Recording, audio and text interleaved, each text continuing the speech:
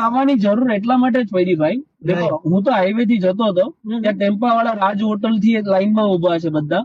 બધાની સિમ્પલ એક જ ફરિયાદ હતી મને કે ભાઈ અહીંયા અમે સુમૂલ ડેરી થી આગળ જઈએ છીએ તો ત્યાં અમારો ટેમ્પો રોકાય છે અને અમારી પાસેથી પૈસા લેવાય છે. હું એવું નથી કહેતો કે તમે પૈસા લઈ રહ્યા છો, પણ આ ત્રાહિત વ્યક્તિઓને તમે સાથે રાખ્યા છે, તમે કહો છો કે પંચો છે, રાઈટ છે, અને તમે કહેતા છો તો સાચું જ હશે, રાઈટ.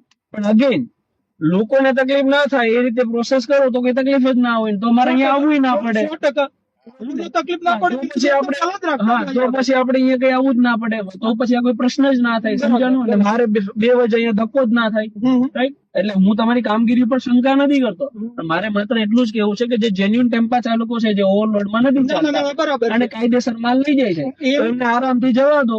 એ તો આરામથી જ જશે. બસ બસ બસ, બાકી તમે તમારી પ્રોસેસ કરો. માલ ભરેલો હોય એટલે આપણને બેઠી દૂરથી ખબર પડી જશે કે ફાલકાની બારે છે કે નહીં. રાઈટ છે. હા, ફાલકાની બારે હોય તો અમે એની પરચી આપી શકીએ છીએ. એમની પ્રોસેસ કરવાની જ બાકી હોય. એના લોડેડ વજનમાં જો માલ ભર્યો હોય તો એની કોઈ પછી પરચી process જ ન હોય. હા, એટલે હું પરચી નથી. ટેમ્પો ચાલકોને જણાવું છું કે ભાઈ અહીંયાથી જાઓ, વાંધો નથી, બરાબર, જેન્યુઅલી કામ થશે, પરચી લઈ ન થશે તો પરચી લેવાની, તો જતો રહેવાનું. જોડે પૈસા માંગે તો કમ્પ્લેન કરો. બસ 100%. બરાબર. ચાલો, ધન્યવાદ. ચાલો ભાઈ, મળીએ.